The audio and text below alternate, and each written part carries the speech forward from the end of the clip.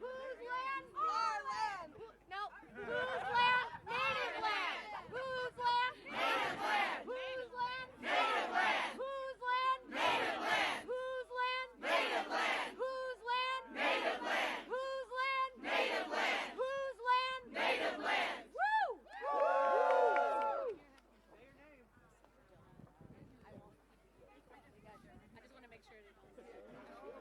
When we fight, we win. When we fight, we win. When we fight, we win. When we fight, we win. When we fight, we win. When we fight, we win. Woo!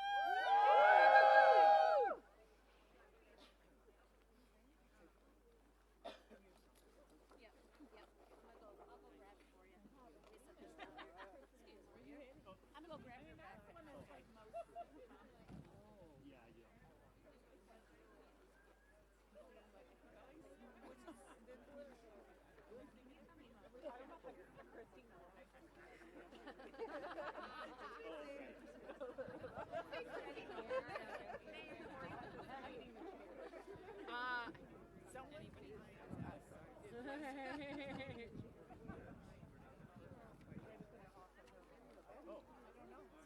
Oh, who's yeah?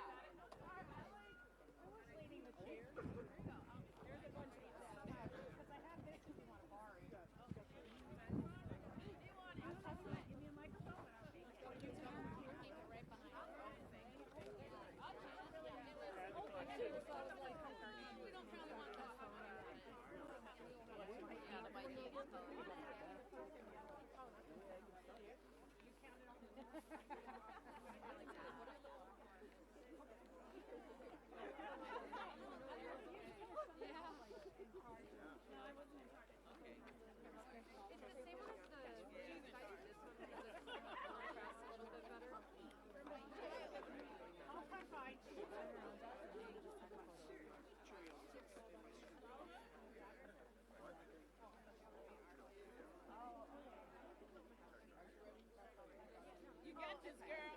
I got this. You got it. Ice out! Ice out! Ice out! Ice out! Ice out! Ice out! Ice out! Ice out! Ice out! Ice out! Ice out! Ice out! Whose money? Our money! Whose money? Our money! Whose money? Our money! Whose money? Our money! Whose money? Our money! Whose money? Our money! Whose reps? Our reps! Whose reps? Our reps! Whose reps? Our reps! Whose reps? Our reps! Whose home? Our homes! Whose home? Our homes! Whose home? Our homes! Whose state? Our state! Whose state? Our state! Whose state? Our state! Whose kids? Our kids! Whose kids? Our kids! Whose kids? Our kids! Whose kids? Our kids! Whose school? Our schools! Whose school? Our schools! Whose school? Our schools! Whose school? Our schools! Whose hood? Our hoods! Whose hood? Our hoods! Whose hood? Our hoods! Whose hood? Our hoods! Whose mosque? Our mosques! Whose mosque? Our mosques! Whose mosque? Our mosques! Whose synagogue? Our synagogue! Whose synagogue? Our synagogue! Whose synagogue? Our synagogue! Whose churches? Our churches! Whose churches? Our churches! Whose food? Our food! Whose food? Our food! Whose food? Our food! Whose land? Our land! Native land. Native land! Whose land? Native land! Whose land? Native land! Whose land? Native land! Whose land? Native land! Whose water? Our water! Whose water? Our water! Whose water? Our water! Whose street? Our streets! Whose street? Our streets! Whose street? Our streets! Whose stores? Our stores! Whose stores? Our stores! Whose businesses? Our businesses! Good morning, good morning! Ice out! Thank you, good morning everybody. My name's Desmond Surrett, I'm with Community Change Action. I am proud to be here with our friends from Minnesota who are setting an example of what courage looks like in our times, of what it means to resist, of what it means to be a good neighbor. A little over a month ago, the Trump administration unleashed an attack on Minneapolis. in a racist attempt to scapegoat black Somali women.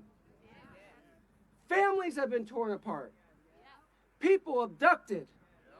People hiding in their homes. Schools and businesses are at a standstill. Military-style operations at child care centers. I can't believe I'm saying that. Federal agents tear gassing students. People shot in the streets. And no one has been held accountable. I repeat, no one has been held accountable. And somehow, in the halls just behind us, there is a debate occurring about whether we should continue to fund this violent, lawless, terrorizing force to the tune of billions of dollars.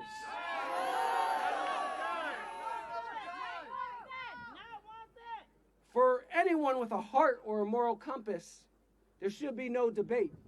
But here we are. So our friends from Minnesota, the heroes that they are, traveled across the country to here in D.C. to send a message to our representatives. ICE out of Minnesota. ICE out of everywhere. ICE out. Not one more dollar for ICE. And I want everyone here to know that Minnesota is not alone. What Trump is doing is deeply unpopular. From Minneapolis to Los Angeles to Maine, families and neighbors are standing up and bravely confronting these violent attacks by ICE, putting their bodies on the line, opening their doors, sharing groceries and medicine, closing their wallets to businesses that support ICE. The least our representatives could do is confront this administration, use the power of the purse, and cut off the flow of funds to ICE and CBP. And while our families are stretching the dollar in order to survive this affordability crisis, the Trump administration has robbed our kids and families of the money they need to survive. They took away our Medicaid. They took away our food stamps. And they used it to fund this terror campaign. But as you can see behind me, our movement is stronger than their cruelty. I said our movement is stronger than their cruelty. The folks you'll hear from today are evidence of that. They organized a general strike. They built community power. And they spearheaded a movement of neighbors stronger than corporate greed or a petty wannabe dictator. So it's time for our representatives to take their lead and abolish ICE. With that, I'm going to pass it to our leader, Rachel Dion Thunder, Vice President of the Indigenous Protector Network. Give her a hand. Tanse, Gananaskamotan, Nanaskamotan, Absis, Nanahiwak, Absis Rachel Dion Thunder. I just said hello and thank you. Thank you to everybody that is watching, listening, and resisting what is happening across these lands. I'm the Vice President of the Indigenous Protector Movement. I'm also a second-generation American Indian movement. I come here speaking for our relatives in Minneapolis and across all Indigenous lands to acknowledge where we are and that as Native people, as Indigenous people, we have existed long before the United States government ever existed. That's right. What is now known as Minneapolis and Minnesota is the unceded, stolen land of the Dakota people. And even now, where ICE and the federal government have based their operations at the Whipple building is at the site of the historic Fort Snelling, which was a site of genocide, forced removal, imprisonment, and a concentration camp. This history is not just in the past, it is repeating now. And what is happening is not new for Indigenous people or Native people. The criminalization, surveillance, and detention has been going on since the beginning of colonization over 530 years ago. Even today, Native and tribal citizens are actively being detained by ICE, and this fact should alarm everyone. As Indigenous people, migration is our right. Indigenous people moved freely long before these borders were enforced. These borders were imposed over us. These borders crossed us. We did not cross these borders. And no federal agency gets to decide the sovereignty of who belongs on Indigenous lands. Native communities across the country, what we call Turtle Island, and the Native community in Minneapolis has stayed activated because we have always been activated. We are not new to standing up against the federal government. Even today, there's organizations that are helping with mutual aid, community safety, collective care, and we protect each other because history taught us that we had to. I can speak even from my own legal observer work in Minneapolis of being threatened several times by ICE agents that they would arrest me, that they would break my windows if I continued to record them legally on my phone. I want to name what is happening. The presence of ICE is a violent federal occupation on stolen land. This is not about public safety. These are militarized ICE operations that are terrorizing our families, traumatizing our children, targeting our elders, and harming legal observers. ICE is not enforcing law and order in our communities. It is enforcing fear on stolen land. I want to be clear that fear is a tactic used by authoritarian regimes to exert power. The true power lies with the people. And it is that power in Minneapolis and across Minnesota that is putting an end to this, that we are winning on our streets, and now we need our electeds to back that up here in Washington, D.C. Our demands are simple and they're non-negotiable. We immediately want ICE out of all of our communities. We want ICE out of all Indigenous lands across Turtle Island, across the United States, to immediately end the occupation and to end the violence. As Native people, we have historically been painted first as savages, then as radicals, and now, along with my other fellow Minnesotans, as domestic terrorists. And I want to be clear that they're the violent ones.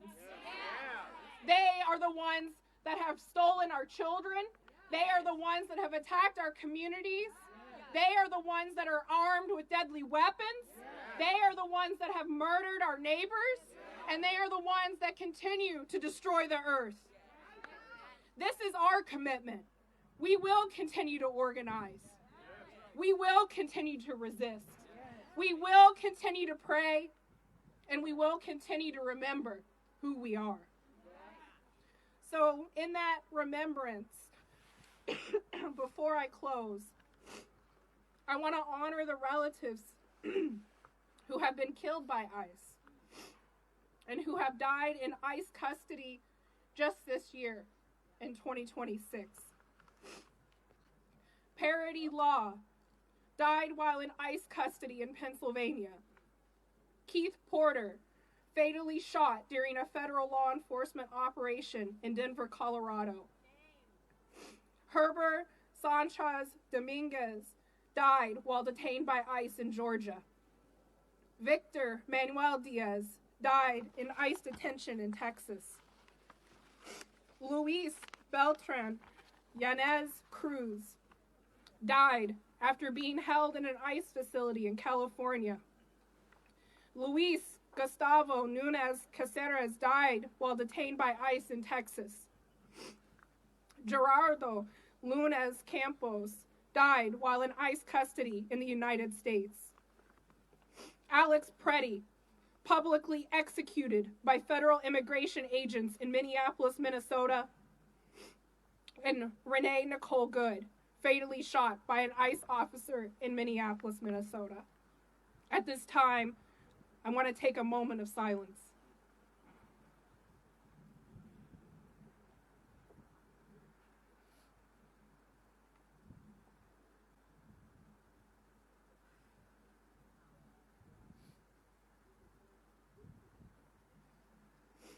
We lift their names, we lift up their families, and we carry them with every step that we take on our streets, with every patrol, with every mutual aid delivery, and with every conversation that we are going to have today with these electeds here in Washington, D.C. In closing, I want to say that land back is not symbolic. ICE out is not a slogan. These are survival demands. These are sovereignty demands. And these are responsibilities to future generations. I want to thank everybody for being here. I want to thank my fellow Minnesotans for traveling all the way here. And at this time, I'm going to hand it over to the next speaker, Amanda, my comrade, to introduce herself. Thank you.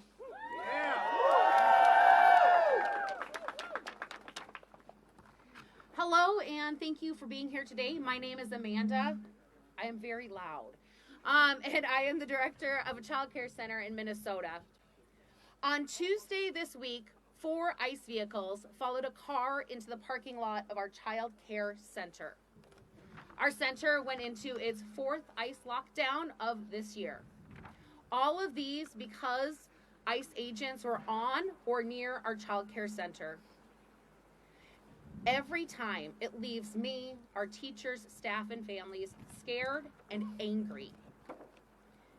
In over 30 years as a child care professional, I have never had a lockdown until 3,000 ICE agents descended on Minnesota in January. And the truth is, other child care centers have experienced much worse.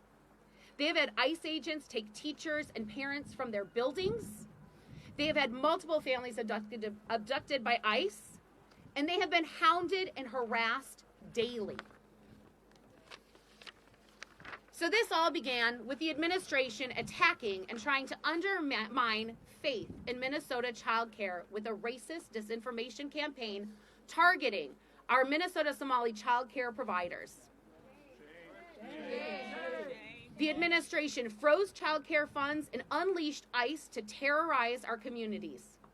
It was nothing more than a political ploy to sow hate and fear. But Minnesotans surprised them. We stood up and protected our neighbors and spread love and kindness. In the best of times, working in child care is both challenging and extremely rewarding as we help children learn and grow. And unfortunately, these have not been the best of times. Child care workers like me throughout Minnesota have added new responsibilities to our already hectic days as we try to find ways to keep our children, families, and staff fed, housed, and safe. It's exhausting. It breaks my heart that anyone is afraid to leave their home out of fear they will not return at the hands of our U.S. government. And the damage caused by ICE in our communities will take a long time to heal and repair.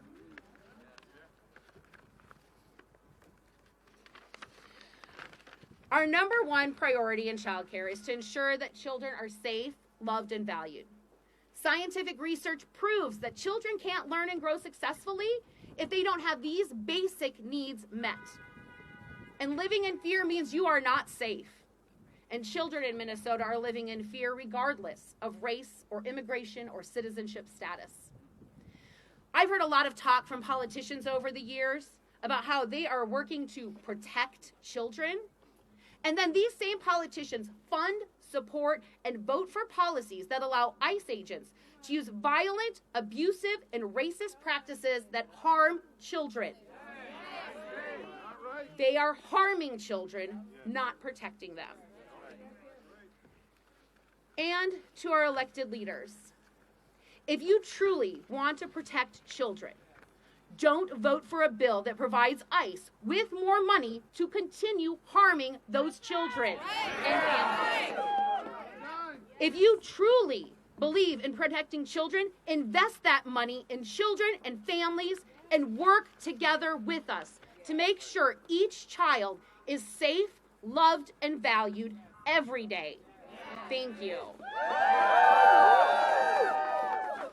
I am going to invite Erica up to lead us in some chants.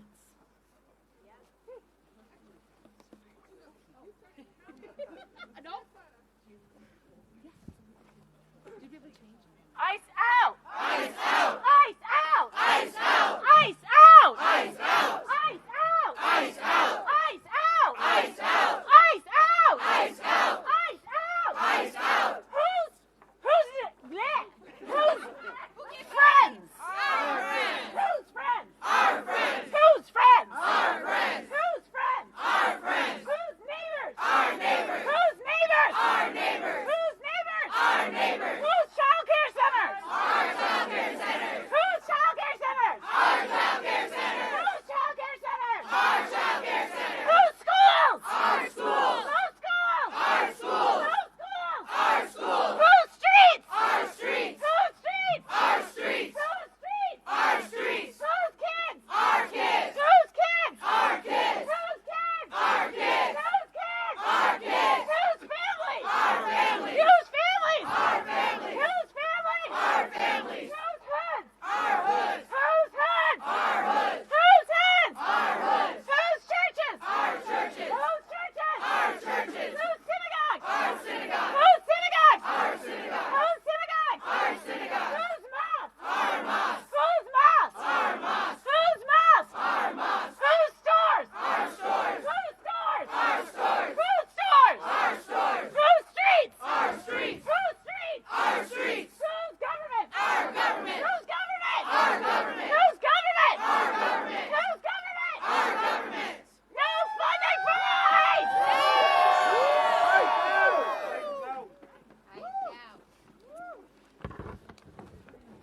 Hello, my name is Peg Nelson, and I have been a teacher in the Columbia Heights Public School District for the past 33 years. In my 33 years as a teacher, I have never experienced any disruption in learning or threat to any of our students' safety like the current ICE occupation in Minnesota. These actions have changed the very fabric of our Columbia Heights schools and have made every student, teacher, parent, community member less safe. Columbia Heights schools and all of us have adversely affected the learning and impacted all of the students regardless of their immigration status. It is not normal for elementary age kids to see a large portion of their classmates gone.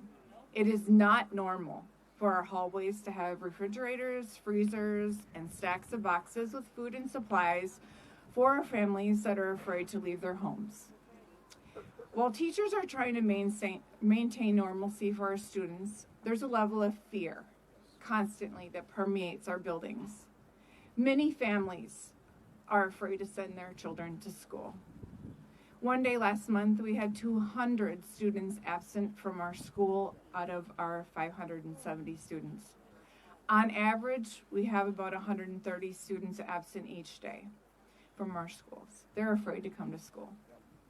Our school population is 66% Hispanic. They are being disproportionately impacted. Our district recently began offering an online option for our students who do not feel safe coming to school in person. But as COVID showed us, virtual learning is not the same as being in class. students fall behind because they're unable to attend the class safely. A colleague who teaches special education at our high school reported they had immigration agents actually pull vehicles into the courtyard at the high school, and the agents were there in the courtyard where our students eat the lunch when it's warm, and the students could view that from their school windows. Obviously, the students were very bothered by the fact that the agents were on the property, and again, they felt unsafe. The colleague also reported that several high school students have been pulled over and questioned by immigration agents. One student who has a speech impairment reported that agents mocked them, that student, mimicking the speech impairment while speaking to that student. Agents asked him where the student's mommy was because they knew that student drove their mother to and from work because she felt unsafe. The message was that the agent would eventually detain his mother. The student arrived at school shaking and crying from this terrifying and cruel encounter. This harassment goes beyond just the students and their families. Our principal, our superintendent, our school board chair have all been followed and harassed by ICE agents often after speaking publicly. Just yesterday, our retired principal, who was pulled over and harassed by agents after giving our students, on his time that he's retired, rides home. Even our teachers who are simply delivering food to our students have been followed. We don't know how much longer we can sustain our efforts in the face of federal intimidation. As educators,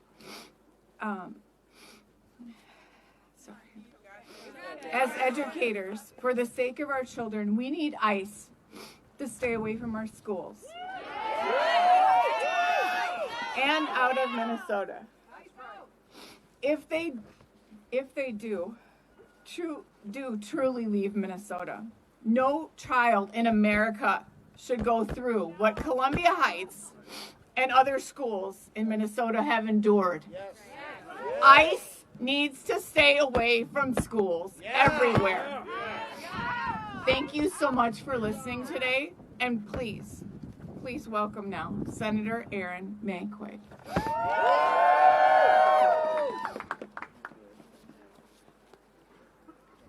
Well, good morning, everybody. I'm Minnesota State Senator Erin May Quaid. I represent the suburbs, Minnesota's Apple Valley, Rosemount, and Eagan. What we are experiencing in Minnesota is just the test case for what Republicans want to unleash on the rest of the country. Republicans cut our healthcare funding, our food, children's cancer research, rural hospital funding, higher education, and to give billions of dollars to ICE. And all that money for what? To destroy our small businesses, detain our friends, kidnap our babies, and murder our neighbors. They're in the elementary school parking lots, sitting at the bus stops, chasing us inside our grocery stores, terrorizing our streets, haunting our hospitals, violating court orders, breaking our laws, and violating the Constitution. And why? Why are they doing this? The Trump administration's public statements, their stated goal of removing 100 million people from this country. There are only 50 million immigrants total in the United States of America, most of whom are lawfully present. So we know from Trump's own words that they want to remove Black, Brown, Asian, and Indigenous people from this country, citizens, lawful permanent residents. That is what they have started in Minnesota. That is what they want to bring to the rest of the country. Despite a so-called drawdown, we can tell you nothing on the ground has changed in Minnesota. I had to put my phone on silent to give this speech because I'm getting messages right now. They're by the daycare. They're down the street from the school. They're in the apartment complex parking lot. They're knocking on doors, going door to door. That is happening right now. That is why Minnesotans are organized. Despite the lies of this administration, the Minnesotans that are organized are hockey moms with minivans and whistles. We are daycare dads with pickup trucks delivering groceries. We are teachers providing support to families in hiding. We are students with signs at walkouts. We are grandmas with Costco accounts. We are pastors, imams, and rabbis with unwavering faith. We are labor members with iPhones. We are Minnesotans. We are brave. We will stand in the gap forever for our neighbors. We are here from every corner of our state demanding ICE out of Minnesota and in no other state. Not one more dollar for ICE and CBP. And give us our neighbors back. Now I will introduce SEIU member Hamse.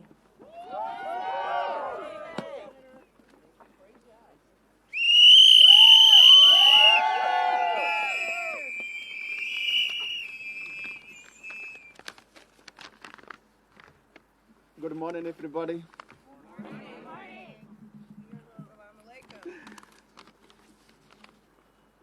My name is Hamza Hussein. I'm proud of SEIU Local 26 member. I'm also a rideshare driver at the Twin Cities Airport. I'm also a U.S. citizen. I'm here in D.C. because the rideshare drivers are being stopped and harassed by ICE, Border Patrol, just doing our jobs. We are not breaking the law. We are working, helping people get their flights and keeping airport running. We are not only one hunting on our states, an increased ICE activity has created widespread fear, anxiety, and public crisis. Many residents avoid daily activity like working, schooling, and seeking health because they are scared. No one should have to provide or prove their citizenship just earning living or go doctor or walking street. That's right. That is not what the country stands for. This is intimidation and profiling, not safety. Yes. We also mourn those who were killed by ICE. Their death shows how dangerous this situation is. And why we need to end this chaos. Yes. I'm here standing with my city. This has to stop. Our airport, schools, and communities should be a place of safety, dignity, and respect. Our tax dollars are to be used to reflect American value, not fear, not tear families apart or killing the citizens. We need ICE out of Minnesota. We need ICE workplace and out of Minnesota. Thank you all.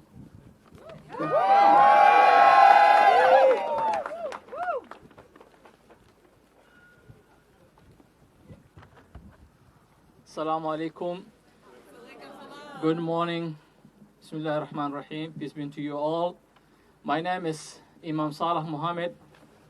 I'm from Rochester, Minnesota, an organizer with Isaiah, Minnesota.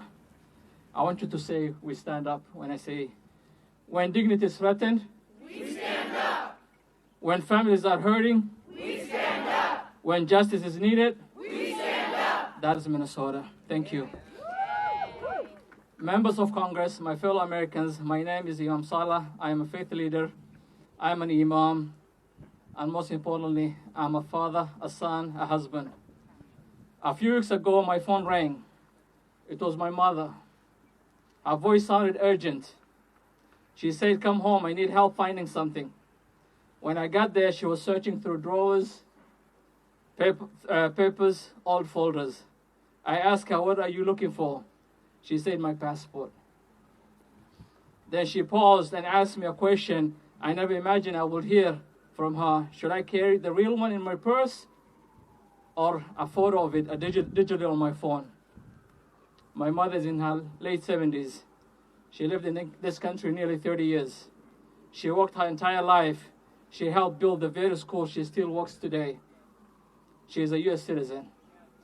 She is a law-abiding citizen. She has never had any citation, even a parking ticket. And yet in her own home, in her own town, not traveling anywhere, she felt like she needed to carry a proof that she belongs. That moment broke something inside me, because for the first time in her life, she felt like her belonging could be questioned. For more than 20 years, whenever I return from traveling abroad, I am pulled aside, taken into a room, questioned, where did you go, Salah? Who paid for it? Why were you there? And we are constantly told, just carry your papers and you'll be fine. If you are documented, you should be okay. But many of our neighbors learned it, didn't always feel that. It wasn't simple. If you look like me, if you spoke with an accent like mine, in those moments, papers didn't always matter. And the truth is, this is not new for us Muslims. Since 9/11, many of us have been questioned, stopped, detained, and made to feel suspect simply because who we are. History shows a painful pattern in this country. Fear is often turned on one community at a time. There was a time when it was Black Americans were property under slavery on Jim Crow. There were times when Irish and Italian immigrants were treated as outsiders, as threats to a less than. Today, many in our Somali community feel that same weight, different generation, same pattern. But history also teaches us something else. Every time this country has faced that moment, people of conscience stood up and said, this is not who we are. We cannot ignore what happened in Minnesota. Two of our neighbors, Renee Good, a mother, Alex Purdy, an ICU nurse who took care of our veterans, lost their lives in encounters with federal agents. Their deaths shook our communities. This is not politics. This is pain. This is about trust. This is about dignity. This is about whether power answers to the law. Because in a constitutional democracy, no one is above the law. No badge, no agency, no institution. And when communities feel targeted, something changes. Restaurants have become empty. Small businesses are struggling. Grocery stores are quiet. Children become afraid to go to school. Fear enters our neighborhoods, and when fear enters, dignity leaves. Let me say this clearly. This is our country too. We work here. We raise our children here. We serve here. We build here. We belong here. God says in the Quran, chapter 17, verse 70, and we have honored the children of Adam, not some. He did not say he said all the children of Adam. Every human being carries dignity. Every person has honor. Every child deserves to feel safe. No human being is illegal. No child is an alien. I'm not sharing this story to invite sympathy. I am sharing it to awaken conscience. Members of Congress, we did not come here just to speak. We came to ask you to lead. No more blank checks. No more funding without accountability. We need real investigations, real oversight, real consequences when lives are lost. And to the watching American people, you matter in this moment. If you hear these stories and stay silent, if you feel something in your heart and do nothing, then nothing changes. Call your representatives, call your senators, write, speak, because history always asks one question. When people were afraid, when dignity was on the line, where were you? And we should be able to answer that. One day our children will ask what we did when fear knocked on our neighbor's door. Let us be able to answer and say, we did not stay silent. We stood up, we spoke, and we chose dignity over fear. Thank you, Minnesotans. And I would like to invite Patty O'Keefe.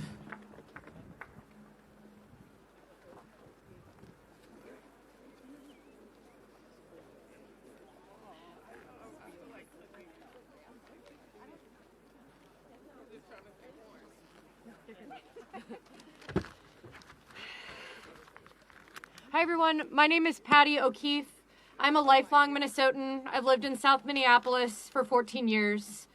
I decided to get involved when the President of the United States called the Somali community garbage and said that there were going to be ICE agents descending upon our city. I signed up to be a legal observer to document what ICE was going to do, and we knew that they were going to be coming for our Somali neighbors and all of our immigrant neighbors. On January 11th, days after Renee Good was killed, and after breaking no laws, I was arrested and detained by ICE violently. During my arrest, agents pepper sprayed into my vehicle without provocation. They smashed the windows of my car. They dragged my friend and I out. When they put me in the car, they started taunting me, mocking me. They made demeaning comments about my appearance. They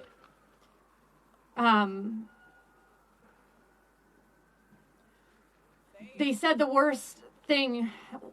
One of the agents said, "You guys gotta stop obstructing us. That's why that lesbian bitch is dead." Speaking about Renee Good.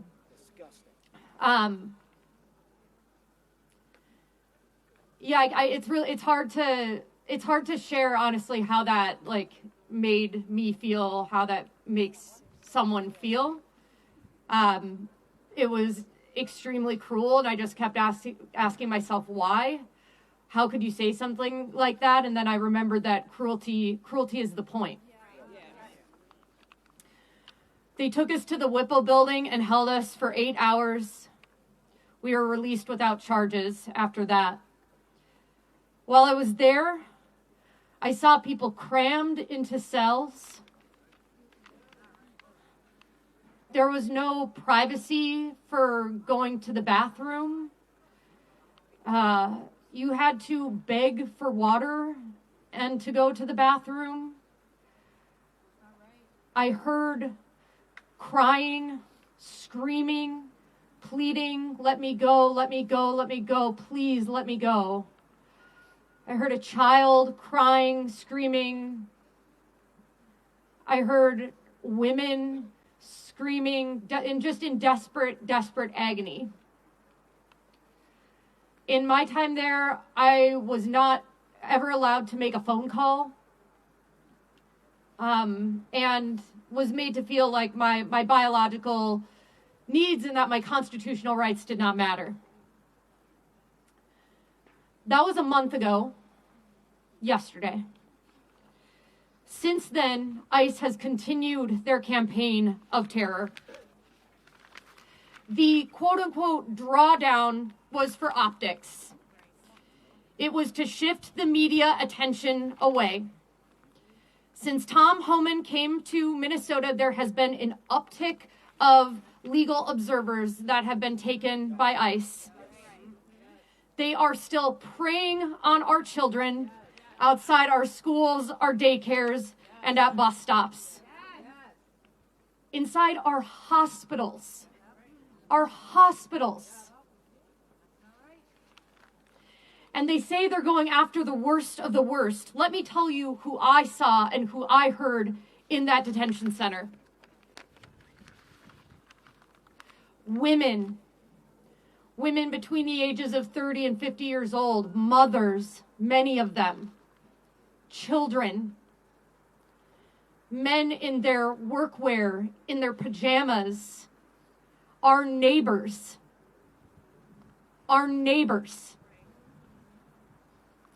These are not criminals. So no, it is not slowed down. And Minneapolis, Minnesota, will keep fighting back against this complete unraveling of our constitutional rights and of our dignity. But we won't let them take that from us, our dignity.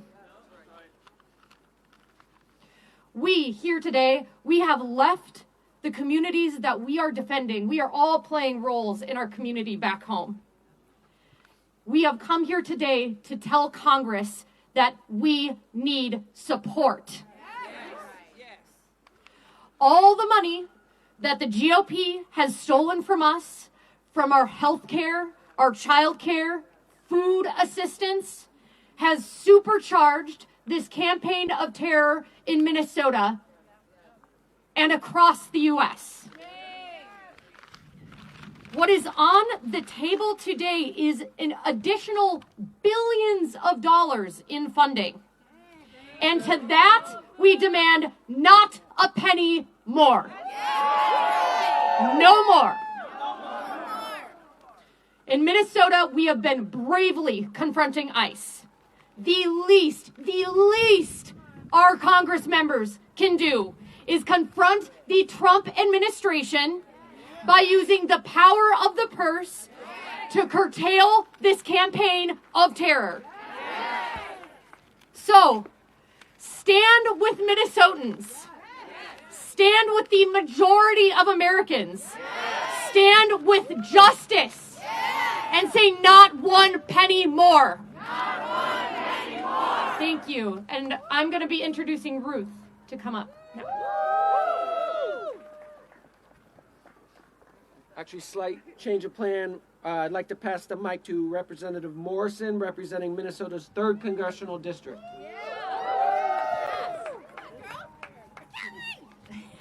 Good morning, good morning. Wow, this is amazing to see all of these people behind me who made the trip to our nation's capital. Yet again, doing what Minnesotans do best, going to incredible lengths to stand up, speak out, and protect our neighbors. I want to say how proud I am of our state always, but especially right now. Minnesota is showing the world what it looks like to stand up against a tyrannical administration of cruelty, hate, and lawlessness with strength, dignity, and love.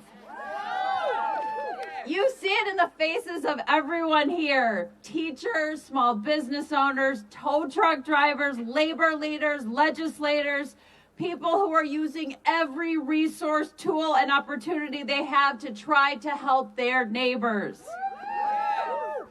These are dark and harrowing times, but it is the unwavering strength and resilience and compassion of Minnesotans that gives me hope and fuels me every single day. So thank you to each and every one of you for all you are doing. You are making a difference. What's happening on our streets is wrong. The Trump administration's campaign of terror and retribution against the people of our state is wrong. Every single day, we are seeing unconscionable civil rights abuses, constitutional rights abuses, human rights abuses. I saw it last week when I performed oversight of the Whipple detention facility in Minneapolis. People in leg shackles, people sleeping on frozen concrete floors with no blankets, no real food, no real medical care. The cruelty and lack of humanity is a disgrace to who we are and is beneath what we should expect in the United States of America. What the Trump administration is choosing to do to human beings in this country is simply abominable. It's traumatizing our children, traumatizing all of us. And it's not only causing incredible emotional and economic harm, the violence and brutality and inhumanity we are seeing on a daily basis is damaging our moral well-being as a nation. And as we stand here today, I want to be so clear. My Republican colleagues who control the House and the Senate could stop all of this today. Not in a couple of weeks, not in a couple of months, right now. If they could show a fraction of the courage of the people of Minnesota, a fraction of their patriotism, a fraction of their fierce commitment to defending our democracy, our humanity, our dignity, our decency, our Constitution, and the rule of law. Minnesotans have stepped up for their country. And it is far past time that the Republican majority in Congress do the same. Americans across the country are demanding that Congress finally reasserts its power as a co-equal branch of government. We cannot give one more penny to ICE as long as this lawless agency is violating Americans' constitutional rights, blatantly racially profiling, brutalizing people, terrorizing our communities, traumatizing our children, and killing people in our streets and in their custody. ICE out of Minnesota and ICE off our streets. I'm going to keep pressuring my colleagues to stand up and do the right thing, and together we will keep fighting for a better, safer, stronger country. Thank you so much, all of you Minnesotans.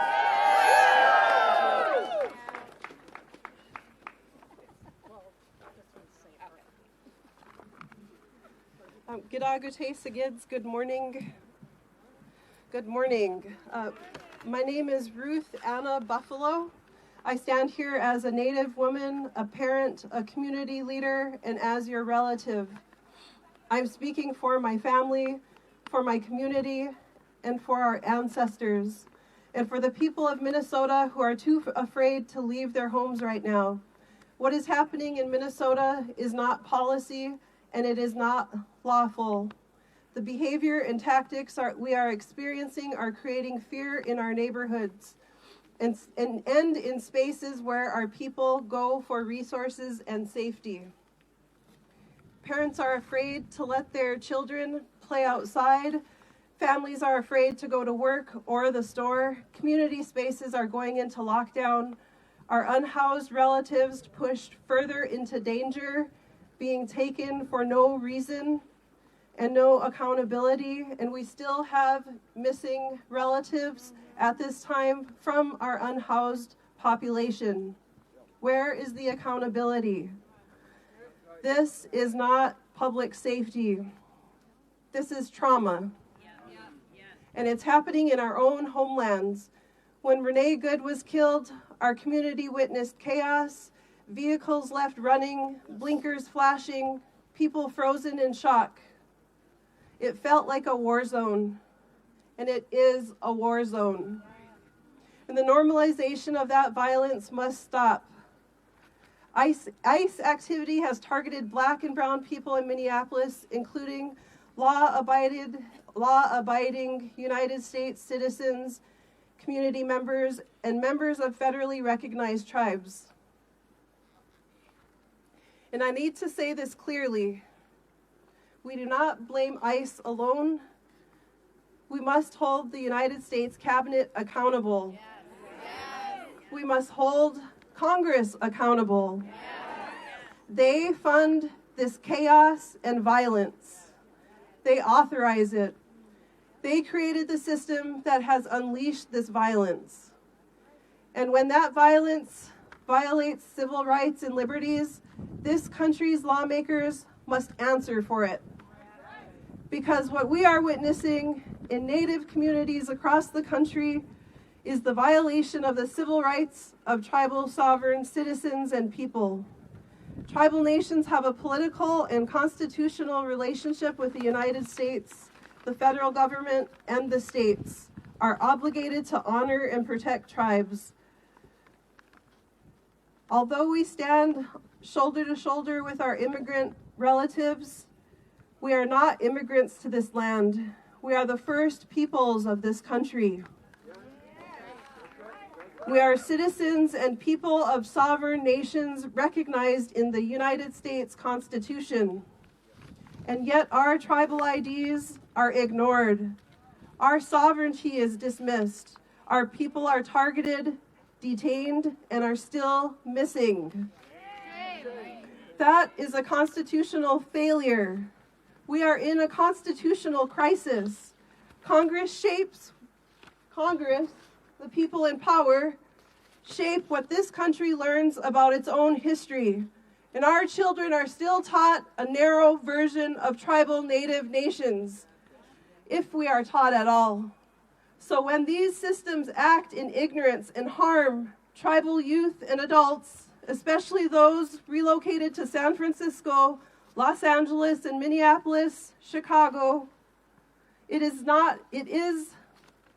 harm is not accidental. It is intentional and systemic.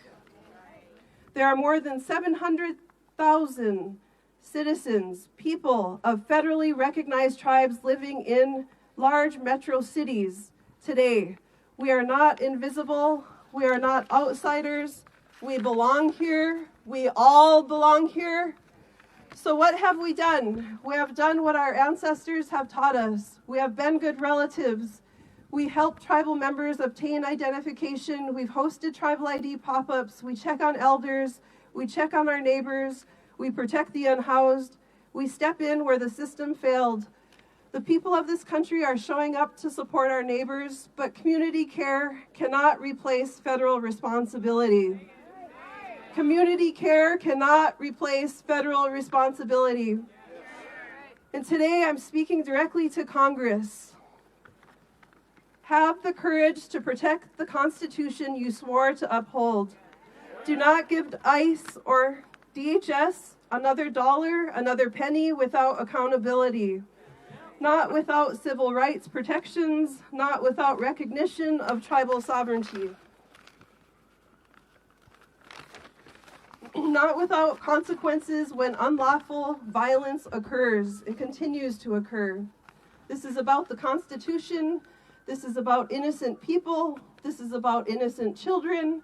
This is about whether this country is willing to protect its own people. Our children deserve to grow up surrounded by love, not surveillance. By dignity, not fear. By safety, not generational state violence. We deserve to live in our homelands free from repetitive harm by the United States federal government. The world is watching, our communities are watching, and future generations are counting on the decisions being made right now. So hear us clearly. Hold them accountable. Not just ICE, Congress, and the Cabinet. Hold them accountable. No more funding without accountability. No more unlawful violence. No more ignoring tribal nations. Reach for courage.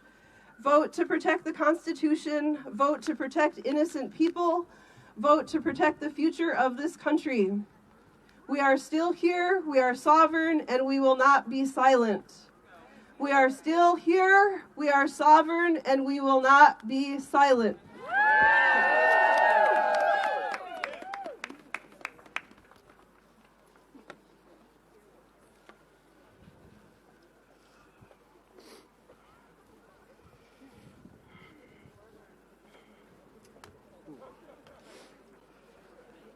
Oh, boy, it is cold today. That's a Minnesotan. Whew. Yeah, and that's coming from me. Jeez. Buenos dias. Buenos dias. My name is Samuel Hernan Cardoso. I am a leader with Unidos Minnesota. As I prepared for this speech today, I asked myself one question. If I was alone in a room with members of Congress, how would I tell them? How would I tell them that regardless of this initial withdrawal and what people thought what was going on from... Sorry. You got it. You got it. How do I tell them that... Oh, jeez. You got it. You got it. We're with you. How do I tell them that regardless of this initial withdrawal and what people thought what was going inside of our state from the outside, that we're still occupied and have been occupied for the past 6 weeks? Yes. How do I tell them that my family business that we've owned for the last 20 years is in danger of closing? That our building, which houses 34 small businesses, a cooperative called Mercado Central, is our home, is more than just a building. It's a haven and a cultural hub for the Hispanic community. A place that has helped humanize us, not just to the outside world, but to ourselves. At Mercado Central, we all belong, And now because of the violence, fear, and scapegoating, all these small businesses are at risk of going bankrupt and closing down. How do I tell Congress that since December I've had to endure the weight of uncertainty, not just about my future, but also the physical safety and well-being of my family, my friends, and my neighbors all over Minnesota? A weight which makes it hard to breathe at night. Something all of you share with me, I'm sure. And how do I tell them that these businesses, I'm sure we've lost like 98% of our clients in sales, and that every time they come into our businesses, we see the fear in their eyes. Families, we see it. We see how families are stretching every dollar, making impossible choices between basic needs like groceries, rent, or car insurance. Seeing Mercado Central grow quiet has been a heartbreaking experience. A place that was once full of life now feels uncertain and fragile. That loss isn't just emotional, it's economical. And when small businesses struggle, our entire local economy struggles and crumbles. And how do I tell Congress that I'm an American too? That I was born here? That this is my country too? To everybody behind me, I'm fighting alongside you today because 20 years ago, my family made the choice to make Minnesota their home. A land of opportunity in which my siblings and I could have a better, peaceful, and productive life. And it's time that Congress fights for the interests of regular working people, and because of that, I'm here to demand ICE continue to leave Minnesota. We want real accountability for the brutalization and murders of our community. We want no more additional funding. And we want nuestra gente, who are stuck in an unjust limbo, a clear path to citizenship. Thank you.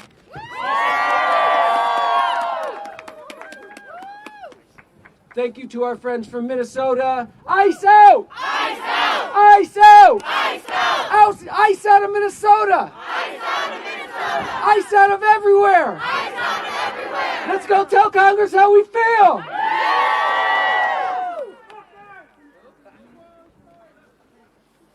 my goodness. Bless you, bless you, bless you. Not planning properly. Are you from Minnesota? And I was like, it's way warmer here than it is there. I know, I was thinking you're all like, you said that. Thank you for all. Just tell everything. Those people are so powerful. I want so much for being a great American. Good job. Thank you so much for sharing. Good luck with everything. Good luck. Thank you all for being here. We appreciate it.